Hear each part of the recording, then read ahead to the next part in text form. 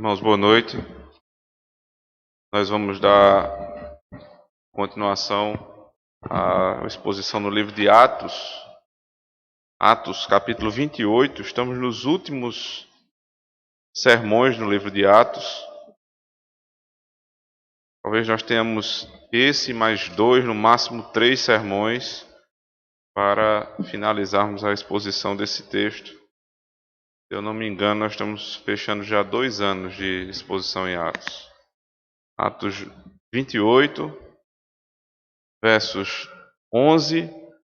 Eu vou ler o 16, mas eu não vou expor o texto em si. É só por uma informação. Aí no próximo sermão eu volto a partir do 16 em diante, mas eu preciso ler para que os irmãos tenham uma informação importante. Verso 11. Ao cabo de 3 meses, embarcamos no navio alexandrino que invernara na ilha e tinha por emblema Dióscuros. Tocando em Siracusa, ficamos ali 3 dias, donde, bordejando, chegamos a Régio. No dia seguinte, tendo soprado vento sul, em 2 dias chegamos a Puteoli, onde achamos alguns irmãos que nos rogaram ficássemos com eles 7 dias. E foi assim que nos dirigimos a Roma. Tendo ali os irmãos ouvido notícias nossas, vieram ao nosso encontro até a praça de Ápio e as 3 vendas. Vendo-os Paulo e dando por isso graças a Deus, sentiu-se mais animado. Uma vez em Roma, foi permitido a Paulo morar por sua conta, tendo em sua companhia o soldado que o guardava. Somente até aí. Vamos à presença de Deus em oração, irmãos. Santo Senhor, Tua palavra poderosa foi lida e somente a leitura, Senhor Deus, já nos traz edificação. Mas nada é comparado à exposição do texto bíblico fiel e as aplicações, Senhor Deus, que o Teu Espírito pode fazer para o Teu povo essa noite. A fim de que, assim como Paulo, saímos daqui animados com o Teu Evangelho. Se no nosso meio, ou se até fora daqui, alguém nos assiste, Senhor Deus, e não conhece Cristo, em qualquer época que vier assistir, que o Teu Espírito Santo, Senhor, use essa pregação para convertê-los e apresentar a salvação que só vem do Senhor, o Senhor Jesus Cristo. Auxilia-nos, Senhor. Enche-me com Teu Espírito. Quebranta os corações, Senhor. E faz com que esse lugar seja terra fértil para a Tua palavra. Pedimos isso no poder, nos méritos, pela obra do Senhor Jesus. Amém. Sempre que você precisa enfrentar uma jornada difícil e você tem um destino que é muito longo, cheio de tribulações pelo caminho, é muito comum que no meio da jornada você tenha momentos de alívio, momentos em que você vai sentir um certo refrigério. E é importante que nesses momentos você possa entender que você ainda não chegou lá. E se Deus lhe dá um tempo de descanso, e se Deus te dá um momento sequer de alegria e de gozo, você não confunda isso com o destino final, para que você não fique pelo caminho. Durante o tempo em que eu estava estudando em Recife, morávamos ela e eu lá, e começamos a plantar a igreja aqui em Campina, no Alto Branco. Nós tínhamos que todo final de semana, final da sexta-feira, eu pegava ela no trabalho, víamos para Campina, para organizar a garagem onde funcionava a igreja. No sábado tínhamos reunião, depois passamos a ter no domingo. E na segunda, bem cedo, nós voltávamos para Recife. Bem cedo mesmo. 5 horas da manhã a gente estava saindo de Campina.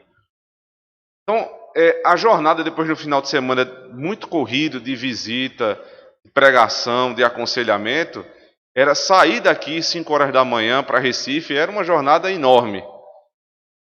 Haja visto que você começa a ter uma certa intimidade com a estrada e passa a ser rápido, mas esse percurso, voltando para Recife, sempre era muito doloroso. Porque Ellen ia trabalhar, ela acabava dormindo no carro, e tinha um ponto da estrada que nós parávamos, que era o lugar onde justamente ela acordava para tomar café. E aquele marco na viagem, já era mais da metade da viagem, era um posto de gasolina que tinha uma loja de conveniência muito boa. Para mim, era o ponto de refrigério da minha jornada. Porque eu saía 5 horas, com sono, com fome, né? E para quem gosta de comer, não tem ponto de refrigério melhor do que uma loja de conveniência, uma lanchonete ou coisa do tipo. Então eu colocava aquilo como meta. Se eu aguentar até ali, então o resto da viagem eu aguento. Quando nós parávamos lá, era um café da manhã muito saudável, né? Coxinha, pastel, café, essas coisas assim que são bem nutritivas. E quando a gente parava lá, vinha um renovo. Você ficava alegre, você saía dali animado, a conversa era outra, Ellen se acordava, a gente chegava em Recife tranquilo. Mas nunca nós poderíamos pensar que aquele lugar era o nosso destino final. Era só um ponto de passagem. Era só um momento de refrigério para retomarmos o ânimo e continuarmos até o destino final, que era Recife. Exatamente o que acontece com o apóstolo Paulo quando ele chega na ilha de Malta. Malta é um lugar especial em toda essa viagem atribulada que nós temos acompanhado. Ele havia saído, ele saiu da sua terra e foi sendo levado porto a porto, tribulação por tribulação, naufrágio, perseguição, preso injustamente. E Deus o leva a uma ilha chamada Ilha de Malta, onde ele vai passar muito bem, onde ele vai ser muito bem tratado, coisa que Paulo não sabia o que era há muito tempo, ser bem tratado, ser reconhecido, ser bem recebido. Essa ilha vai tratar muito bem o apóstolo. E nessa ilha ele vai ter muito refrigério durante os 3 meses que ele passa. Observe que exatamente essa informação começa o texto. No verso 11 diz: ao cabo de 3 meses embarcamos no navio alexandrino. Por que 3 meses? Porque agora eles aprenderam a lição. Os 3 meses eram exatamente o período de inverno naquele lugar. E Paulo havia avisado no último porto anterior a esse, que eles não deveriam sair naquele tempo, porque a viagem seria uma viagem terrível. Deus havia revelado ao apóstolo Paulo que não era o momento de sair, que eles deveriam esperar um pouco mais. Mas os irmãos devem lembrar que o comandante da navegação, pela experiência que tinha, e porque olhou para o tempo e disse: o vento está bom, o tempo está bom, então nós vamos nos lançar ao mar. Confiou mais na sua experiência e na sua especialização do que na palavra de Deus. E o centurião, que estava com autoridade sobre todos aqueles prisioneiros que eram carregados naquele navio, também deu mais crédito à palavra desse especialista do que à palavra de Deus. O resultado foi que eles chegaram à ilha de Malta e o navio foi despedaçado. O navio foi completamente despedaçado, praticamente à beira-mar. Agora eles não vão sair no inverno, porque agora eles aprenderam que é melhor ouvir o ensino.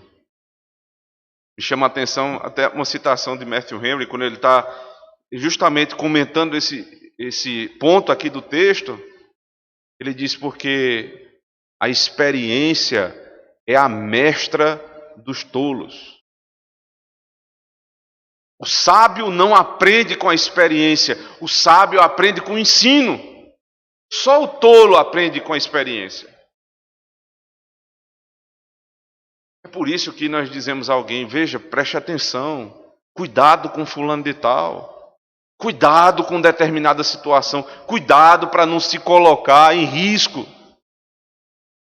Aí o sujeito olha e diz assim: mas nunca aconteceu comigo. Eu nunca vi isso acontecendo. Então o tolo vai, segue o seu caminho, quebra a cara. Aí depois ele volta e disse: agora eu vi que o que você falava era verdade. Porque a experiência é a mestra dos tolos. O sábio não aprende com a experiência. O sábio aprende com o ensino. Que pode ter sido a experiência de outro que não teve a possibilidade de ter o ensino. Mas quando eu sou apresentado ao ensino, eu prefiro o ensino do que a experiência. Então, quando os pastores ensinam, dê ouvidos ao ensino. Não fique dizendo assim: mas o que ele disse nunca aconteceu comigo, logo eu posso fazer. Pode ser que comigo dê certo. Não vai dar certo. Não seja tolo. Prefira o ensino do que a experiência. Mas agora eles aprenderam.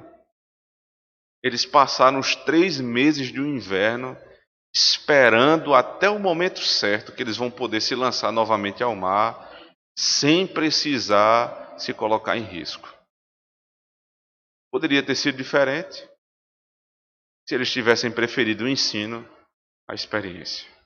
Enfim, eles aprenderam a lição. O texto diz: ao cabo de 3 meses embarcamos num navio alexandrino, que invernara na ilha e tinha por emblema Dióscuros. Dióscuros. Interessante. Né? Algumas traduções vão trazer Castor e Pólux, ou Pollux. É o emblema, né? É a bandeira do navio, é o nome desse navio, que é um navio alexandrino.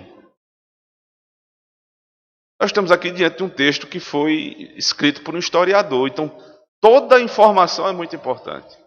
Por que citar um navio alexandrino?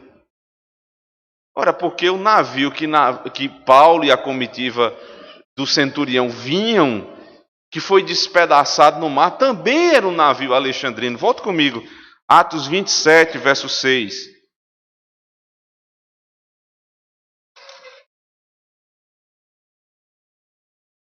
Achando ali o centurião um navio de Alexandria, que estava de partida para a Itália, nele nos fez embarcar. Ou seja, o navio que Paulo vinha foi escolhido pelo centurião Júlio, porque era um navio que iria para a Itália, para Roma, onde era o ponto final, o destino final da jornada deles. E a informação que foi deixada ali, ela é retomada agora. O navio que está chegando, que eles vão poder embarcar depois do primeiro ter sido completamente destruído, também é um navio alexandrino. 2 navios, ambos vêm do mesmo lugar, vão para o mesmo destino. Um é despedaçado e o outro chega em paz à ilha de Malta. Com um detalhe a mais, o emblema está escrito Castor e Pollux, ou Dióscuros, como tem aqui na revista atualizada. O emblema é Dióscuros. Isso aqui é pura mitologia, certo? O que eu vou falar agora. Mas Dióscuros, ou Castor e Pollux, eram 2 gêmeos da mitologia.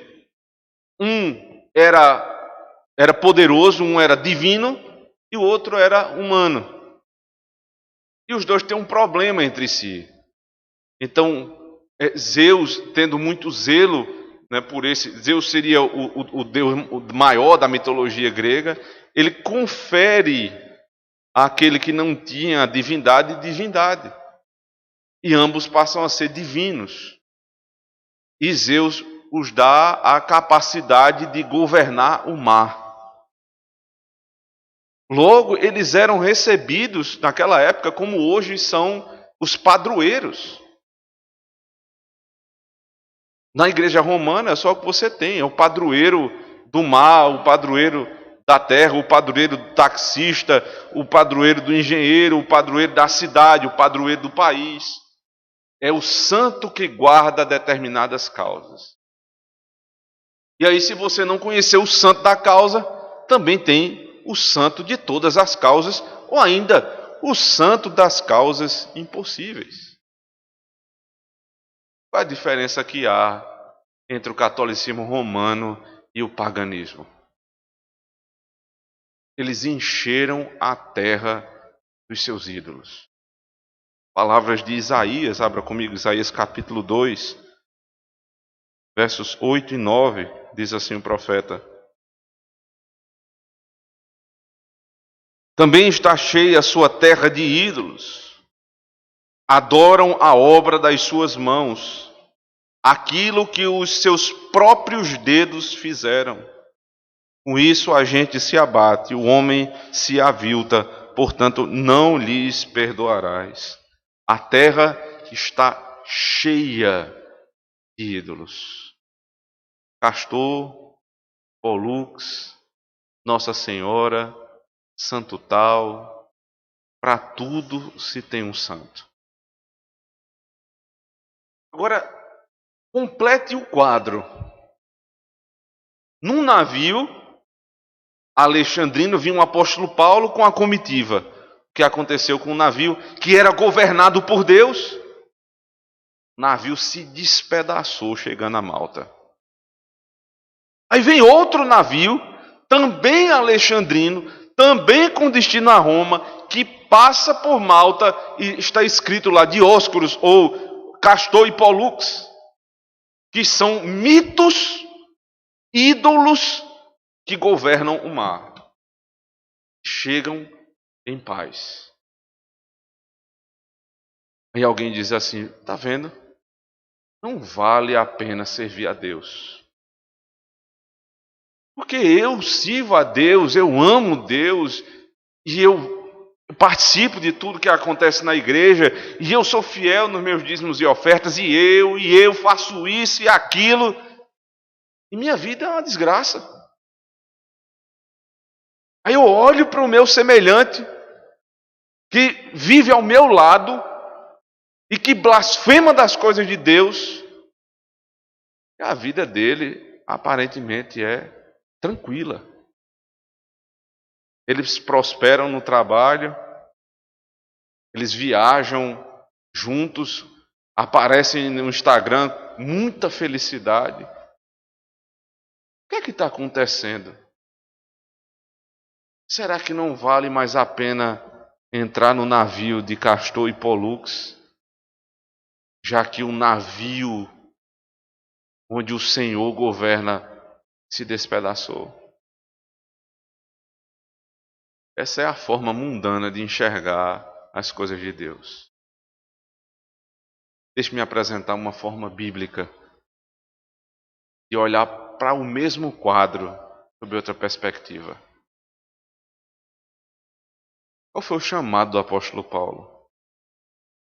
Foi para pregar o evangelho. Não foi para ter paz. Qual era a missão do apóstolo Paulo?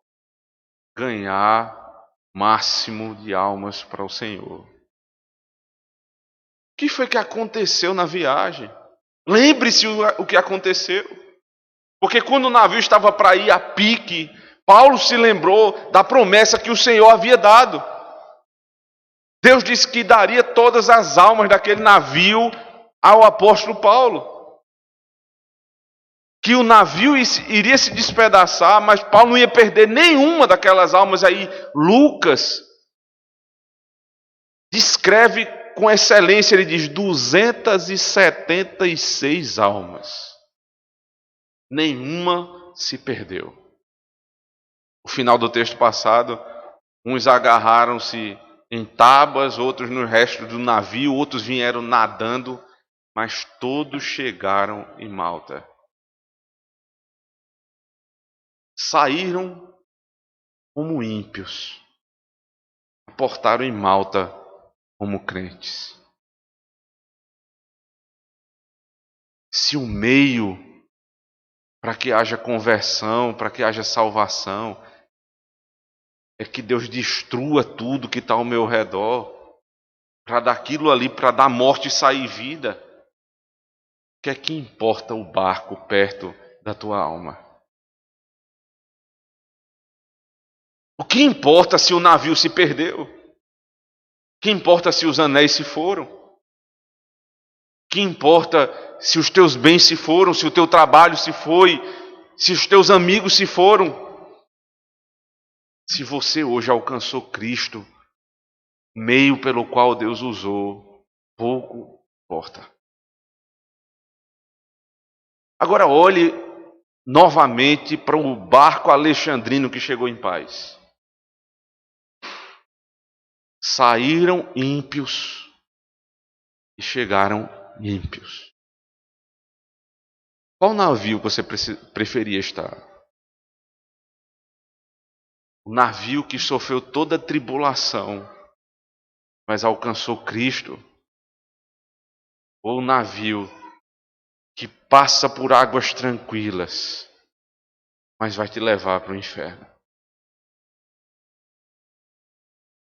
Por isso que o salmista diz: foi-me bom passar pela tribulação, porque ao final eu conheci o Senhor. Foi-me bom ter visto a tribulação de perto, porque no final Cristo foi revelado e Cristo está sendo formado em mim. Então agora, quando você olhar para o seu vizinho ímpio, para o seu colega de trabalho ímpio, para aquela amiga ímpia que você tem, e perceber que aparentemente vai tudo bem na vida dela, não ache que isso é uma bênção de Deus. Porque muito provavelmente é o juízo de Deus que está se amontoando sobre a cabeça daquela pessoa. A ponto de Deus permitir que alguém que esteja indo para o inferno vá em águas tranquilas. E nós que estamos indo para o céu, o navio se despedaça, parece que nós vamos morrer. O Senhor lança uma boia e nós chegamos até Malta. É assim que o texto deve ser lido. Voltando lá para Atos 28, no verso 12. Estocando em Siracusa, ficamos ali 3 dias, donde bordejando chegamos a Régio. No dia seguinte, tendo soprado vento sul, em 2 dias chegamos a Puteoli, onde achamos alguns irmãos que nos rogaram ficássemos com eles 7 dias, e foi assim que nos dirigimos a Roma. Veja, eles tocando em Siracusa ficaram 3 dias. Por que passaram 3 dias ali? Eles passaram 3 dias porque esse não era um cruzeiro, como os irmãos ouviram em pregações anteriores. Isso era um navio mercante, um navio de carga. Não existia cruzeiro na época. As pessoas que eram levadas como passageiros não tinham nenhum tipo de conforto ali. Então, quando o navio aportou nesse determinado lugar, a negociação foi feita. Então, o barco foi descarregado para determinadas mercadorias que iriam ficar ali e foi carregado novamente com outras mercadorias que precisavam ser levadas. Então, o texto diz: donde bordejando chegamos a Régio, no dia seguinte, tendo soprado vento sul, em 2 dias chegamos a Puteoli, onde alguns irmãos que nos rogaram ficássemos com eles 7 dias. Eles pediram: fiquem aqui 7 dias. Por que 7 dias? Primeiro, tente imaginar como é que isso foi possível. Quando o apóstolo Paulo chega com a comitiva e com o navio, eles aportam ali, aí eles encontram os irmãos que nunca tinham tido contato com os apóstolos. Mas eles ouviram falar muito bem de Paulo. de tudo que Paulo tinha feito, de quantas almas o Senhor deu ao apóstolo Paulo, e como ele tinha passado por todo tipo de tribulação. Quando eles souberam dessa história e que Paulo estava passando por ali, eles disseram: a gente não pode deixar esse homem aqui passar um dia no nosso meio. Não pode ser um dia, tem que ser pelo menos 7 dias. E aí eles pediram a Paulo, e Paulo teve que pedir ao centurião. E o centurião permitiu que o navio ficasse ali aportado 7 dias. Nesse tempo, o apóstolo Paulo ia poder pregar muitas vezes, aconselhar, visitar. Você entende agora a importância de passar pela tribulação? Porque somente quem passa pelas tribulações dessa vida tem o que oferecer para aquele que está passando tribulação. É por isso que os ministros da palavra de Deus são tão provados. É por isso que geralmente quando você lê a biografia dos grandes homens da igreja, todos eles foram homens, ou eles eram enfermos, ou eles tinham muitos problemas com os filhos, ou com esposa enferma, ou passaram muita dificuldade financeira, ou muita perseguição. Sempre tem um ponto da vida que eles sofreram muito. O ministro, ele não pode ser descolado da realidade. É difícil até hoje em dia você levar uma conversa como um homem com determinados tipos de pastores.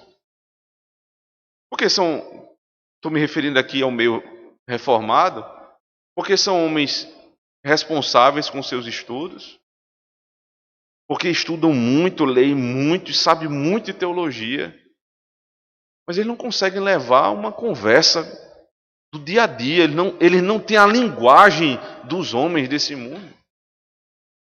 Não estou me referindo à impiedade, mas à linguagem no sentido de conhecer quais são as dificuldades que o homem passa. Essa igreja se identificou rapidamente com Paulo, porque ele era um homem de muitas dores.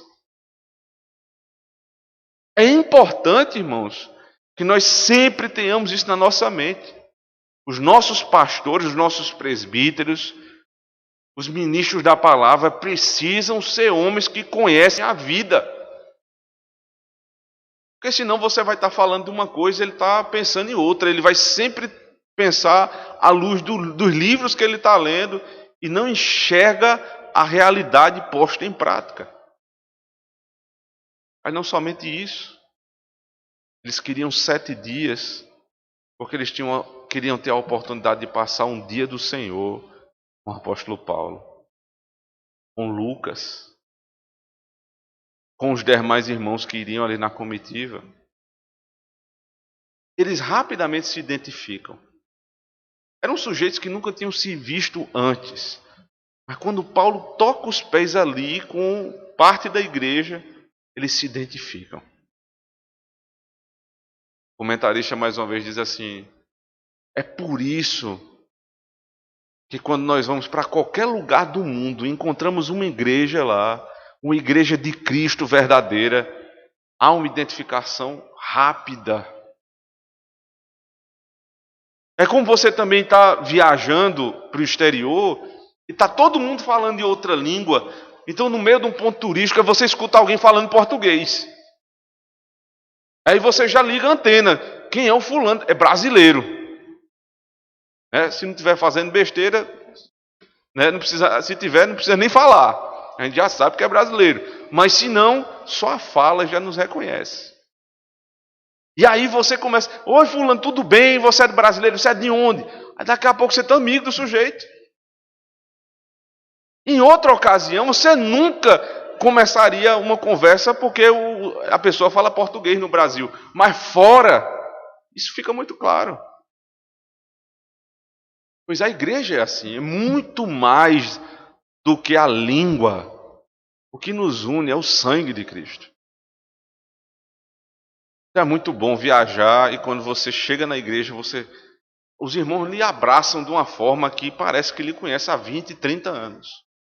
E já oferece um jantar na casa deles, já oferece o que é que você está precisando. Você está precisando de um carro, eu vou lhe emprestar meu carro. É uma coisa espetacular.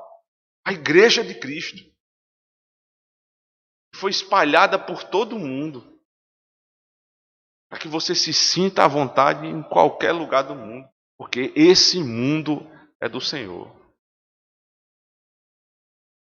Por isso também, irmãos, que é tão triste saber que os irmãos viajam, não procuram ter contato com a igreja local. Por favor, não entrem nessa de dizer, eu estou viajando, eu vou assistir o culto da minha igreja na internet. Se lá tem uma igreja, você tem que participar do culto presencial. Provar disso nós estamos vendo aqui. Aqui temos irmãos de Campina Grande, que bênção, vocês vão ser bem recebidos lá. Eu tenho certeza disso. Não importa a denominação, se for igreja de Cristo, você vai ser bem recebido, porque o vínculo de sangue é muito forte. Agora, não amar esse tipo de contato é estranho. Como aqueles que tiram férias, 30 dias de férias. Aí eles aproveitam e tiram 30 dias de férias da igreja. Não existe férias de Deus, irmão. Você está viajando, você procura a igreja, o seu compromisso com Cristo é o mesmo. Suas devocionais devem ser as mesmas. E o culto ao Senhor precisa ser respeitado em qualquer lugar do mundo. O texto diz, no final do verso 14, e foi assim que nos dirigimos a Roma. Tendo ali os irmãos ouvido notícias nossas, vieram ao nosso encontro até a praça de Apio, às 3 vendas. Então eles estão saindo agora de Malta, depois dos 3 meses, estão indo para Roma.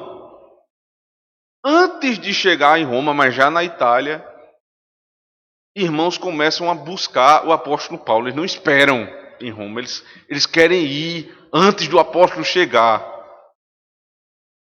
Os estudiosos dizem que uns andaram 85 quilômetros, 81 a 85 quilômetros, e outros 40 e poucos quilômetros, só para escutar a pregação de Paulo, antes dele chegar em Roma.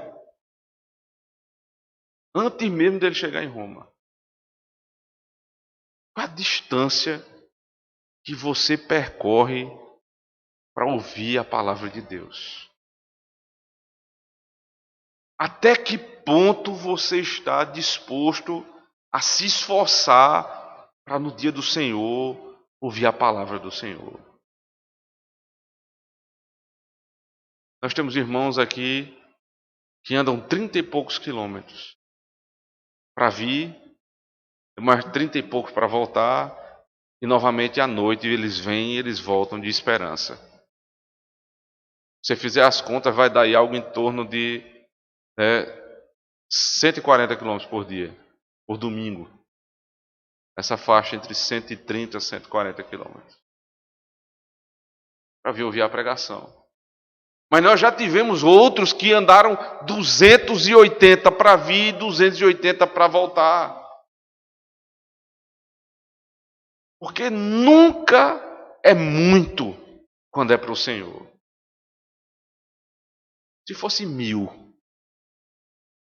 se não tivesse igreja onde você estava morando, você ia ficar sem igreja. Um dia uma pessoa que congregou conosco aqui, foi embora da cidade, morar em outra cidade, muito alegre com o emprego, muito alegre com o emprego. Pastor, emprego maravilhoso, eu vou ganhar não sei quantos mil, e eu vou poder ter uma vida melhor. Digo, mas que coisa boa.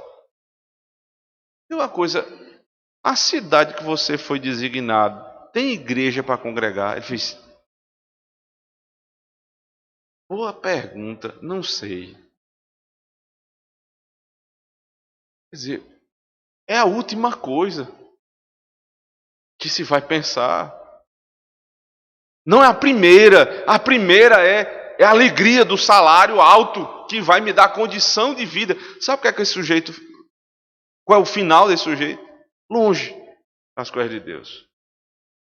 Cheio de dinheiro, longe do Senhor. Você tem que investir tudo que você tem para poder ouvir a pregação da palavra. Não pode ser, você tem que insistir. Se os obstáculos forem sendo colocados, vai chegando o dia do Senhor e começa, né? Começa uma enfermidade, começa um problema, começa outro, e a gente fica, eu tenho que fazer de tudo para no domingo estar na igreja. Só se eu realmente não puder, se eu for impedido. Senão eu estarei lá. Esses detalhes que o texto vai nos deixando, irmãos. Pessoas andaram 85 quilômetros. Olha, hoje 85 quilômetros não é fácil. Mas você vem no seu carro, no ar-condicionado, escutando salmo, pregação e conversando com sua esposa e seus filhos. É uma bênção. Não era assim. Seria a pé ou no lombo de um cavalo. Então eles vieram ao nosso encontro até a praça de Ápio e as 3 vendas. Vendo-os Paulo e dando por isso graças a Deus, sentiu-se mais animado. Interessante isso, né? O autor do texto, ele tinha muita coisa para falar dessa parte da viagem. Então, em 2 versículos, ele fala: os irmãos se encontraram com o apóstolo e pediram 7 dias com eles. Mais adiante, irmãos andaram 85 quilômetros para se encontrar com o apóstolo Paulo e ouvir a pregação.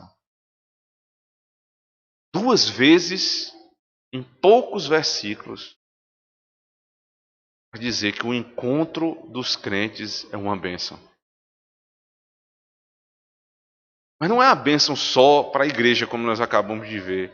Agora a perspectiva é do próprio Paulo. Ele dá graças a Deus por ter encontrado os irmãos. Qual é a tua reação quando você se encontra com os teus irmãos em um lugar onde você não conhece ninguém? Você tem que dar graças a Deus. Eu achei um irmão meu em Cristo. Então eu deveria investir tempo, inclusive, com essas pessoas.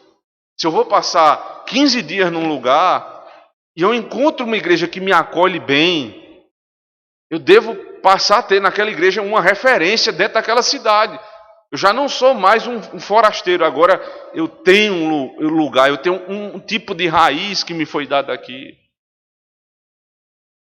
Graças a Deus, encontrei os meus irmãos. E o texto diz, sentiu-se mais animado. Por que Paulo estava triste? Muito provavelmente porque chegando ali na Itália, ele soube da loucura de Nero. Porque Nero, que é conhecido como um imperador louco, ele nem sempre foi louco. Você lê a história de Nero, ele começou como um bom governante. Não era uma pessoa, né, completamente enlouquecida no começo. Mas ele foi se tornando mais louco cada vez mais.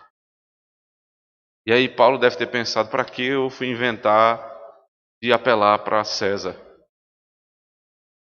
O que é que eu estou indo fazer em Roma? O que é que eu vou fazer numa cidade como essa, onde Nero é o imperador? Eu apelei para ele. O que é que esse homem vai fazer comigo? Então Deus vai e manda os seus filhos para confortar o apóstolo Paulo. Que renovo para um ministro é quando os irmãos da igreja nos procuram, só para saber como a gente está. Foi muito bom esses dias agora, algumas pessoas nos procuraram, e hoje também aqui quando terminou o culto, vieram saber, pastor, como o senhor está, como é que foi essa situação, o senhor está bem? Porque esse é o trabalho dos presbíteros, sempre. Todo o tempo a gente está perguntando, você está bem, sua família está bem, o que é que você está precisando? Mas o inverso também é necessário, porque o pastor também é ovelha. Paulo, o apóstolo Paulo, também era uma ovelha de Cristo. Naquele momento ele estava triste e necessitado de uma palavra. Quando ele se encontra com os irmãos, ele se anima. O coração dele é renovado. Então, irmãos, a interação que nós temos na igreja é uma coisa maravilhosa. Porque pela pregação da palavra que é dada por meio dos ministros, os irmãos são animados. Mas muitas vezes os presbíteros estão desanimados. E é importante que você, como membro da igreja, ligue para os seus presbíteros, mande mensagem para o seu presbítero e pergunte como ele está. Anime aqueles que precisam continuar a jornada. Porque a jornada não é fácil, os irmãos sabem muito bem disso. Aí, a informação que eu disse que precisava do verso 16. Uma vez em Roma foi permitido a Paulo morar por sua conta, tendo em sua companhia o soldado que o guardava. Até que enfim, Paulo chegou em Roma. Terminou a jornada. Como ele vai dizer lá no final das suas palavras em 2 Timóteo. Combati o bom combate, encerrei a carreira, guardei a fé. Ali foi o combate final, a carreira final, aqui a jornada que tinha sido proposta para ele. E chegou a Roma. Como Paulo chega a Roma?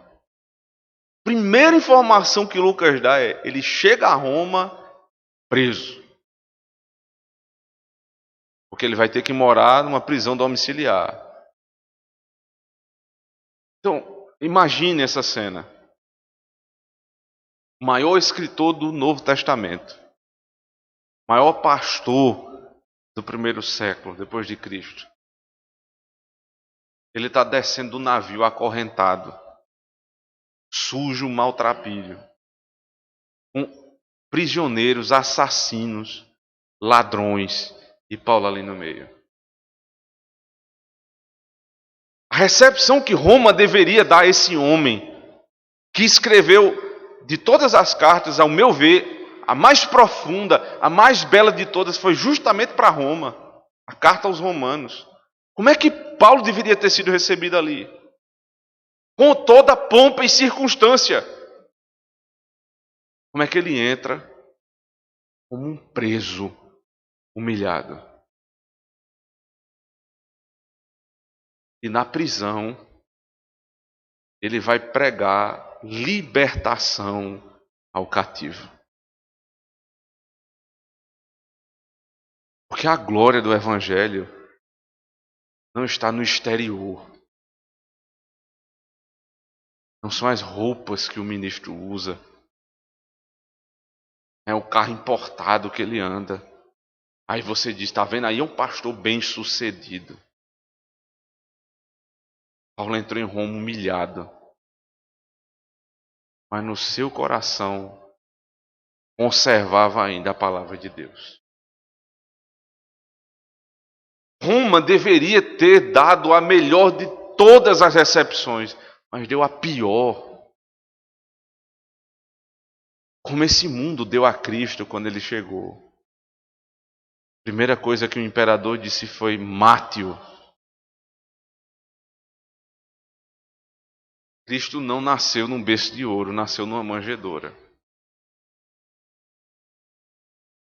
Não foi filho de doutor, mas carpinteiro. Em Jerusalém, quando ele entrou na entrada triunfal, eram poucas pessoas,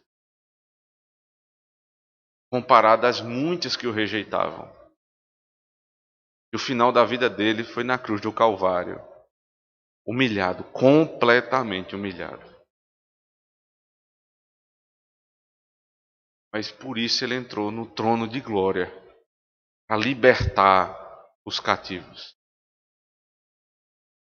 Paulo está nos caminhos do seu mestre. Porque o destino final de Paulo não é Roma, onde ele vai permanecer preso até a morte. O destino de Paulo é o céu. Se Deus te der nessa vida alguns pontos ou tempos de refrigério, não se engane. Não é o teu destino.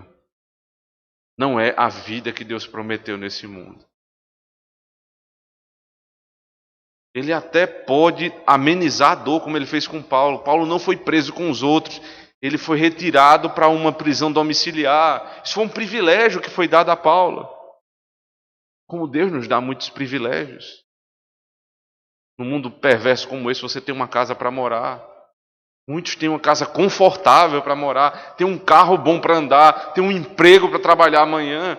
Dê graças a Deus por isso, mas não ache que isso é o teu destino final. Senão você vai ficar pelo caminho. Paulo foi para Roma, e de Roma, Paulo foi para o céu. Um dia, se você não achar que esses momentos de refrigério são o céu, e se enraizar nessa terra, mas você se soltar dela e continuar caminhando, como Paulo, não chegaremos a Roma, mas a Jerusalém celestial. Que o Senhor nos ajude, irmãos. Amém. Vamos orar ao Senhor. Santo Deus, obrigado pela bênção da Tua palavra. Não nos permita, Senhor, confundir o descanso e o conforto momentâneo com a esperança da terra prometida. Nos dê força, Senhor, para nessa semana continuarmos a jornada.